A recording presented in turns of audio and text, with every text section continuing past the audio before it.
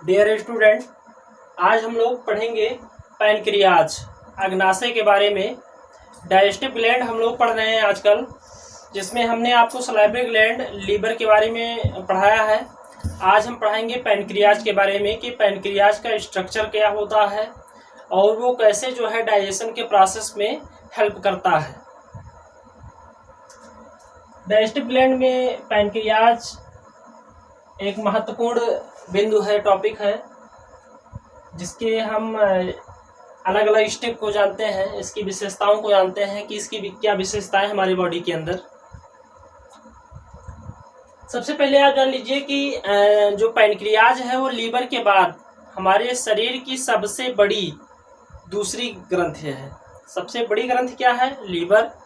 और दूसरे नंबर पर, सेकंड पोजीशन पर जो सबसे बड़ी ग्रंथि का नाम आता है वो क्या है? अग्नाशय है, पैनक्रियाज है।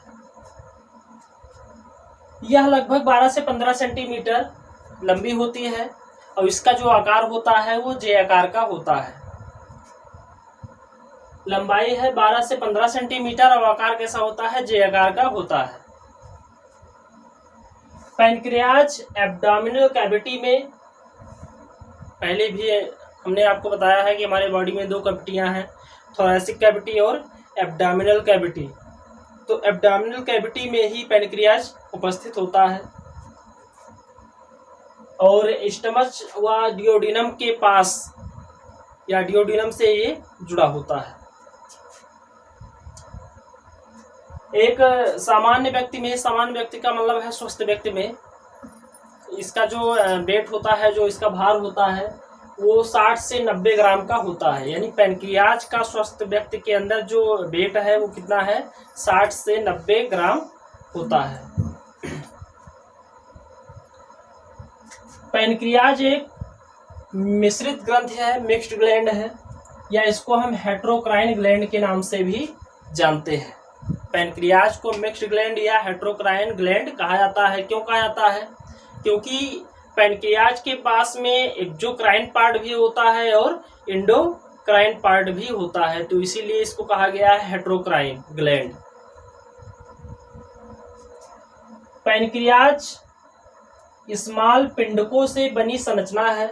जो पैनक्रियाज है वो स्मॉल पिंडकों से बनी होती है, जिनकी कोशिकाएं घनाकार तथा स्रावी होती हैं। घनाकार होती हैं और स्रावी होती हैं। स्रावी का मतलब यहाँ से विशेष प्रकार के रसायन जो है स्रावित होते हैं। पिंडकों के मध्य में, बाहर से पिंडक होते हैं, इनके मध्य में लैंगरहैंस की दीपिकाएं स्थित होती हैं। बाहर क्या है? पिंडक पाए जाते हैं और उन पिंडकों के बीच में क्या होता है? स्लेट्स ऑफ लैंगरहैंस, यानी लैंगरहैंस की द्वीपिकाएं स्थित होती हैं। ये द्वीपिकाएं पैनक्रियाज की एंडोक्राइन पार्ट को बनाती हैं। अगर आपसे पूछा जाए कि पैनक्रियाज का जो एंडोक्राइन पार्ट होता है कौन बनाता है, तो आप बताएंगे लैंगरहैंस की द्वीपिकाएं। पैनक्रियाज के एक्सोक्राइन पार्ट से पैनक्रियाटिक जूस सेक्रेट होता है। जो पैनक्रियाज का बहिस्रावी भाग होता है, एक्सोक्राइन पार्ट होता है, वहां से पैनक्रियाटिक रस स्रावित होता है, जो कैसा होता है? क्षारीय होता है।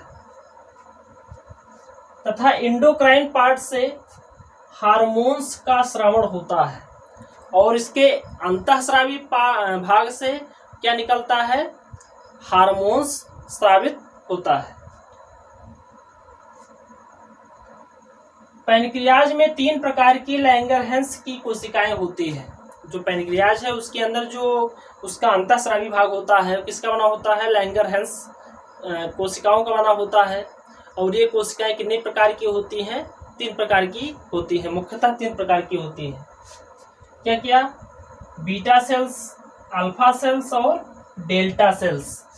बीटा सेल्स, अल्फा सेल्स और डेल्टा सेल्स। इसके अलावा कुछ और विशेष प्रकार की कोशिकाएं होती हैं, जिसे पीपी सेल भी हम इसको कहते हैं, पीपी सेल के नाम से जानते हैं।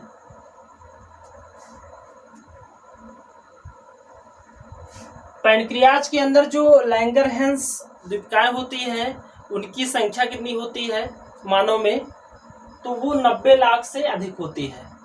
मानव के पैनक्रियाज में जो स्लेट्स ऑफ लैंगरहैंस हैं उनकी कोशिका जो संख्या है वो कितना होता है, 90 लाख से अधिक होता है। ये पैनक्रियाज का स्ट्रक्चर बनाया गया है, ये इसका हेड होता है, हेड पार्ट, और ये इसका टेल पार्ट है। ये पैनक्रियाटिक डक्ट है,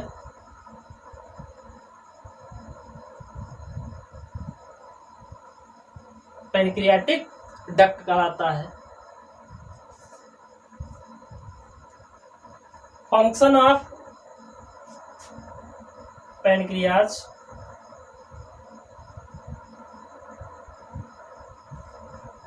अग्नाशय के कार्य की बात करें कि हमारे बॉडी के अंदर जो पैनक्रियाज है उसका क्या फंक्शन होता है, तो सबसे पहला फंक्शन है पैनक्रियाटिक जूस का निर्माण, formation of pancreatic juice. Pancreas के अंदर ही पैनक्रियाटिक जूस का निर्माण होता है, जिसमें पैनक्रियाटिक जूस जो होता है उसमें क्या पाया जाता है, तो उसके अंदर विशेष प्रकार के रसायन पाए जाते हैं।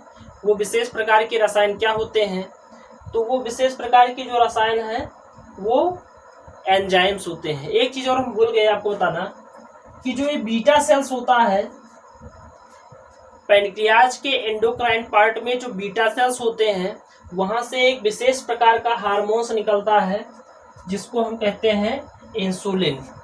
क्या कहते हैं, इंसुलिन कहते हैं।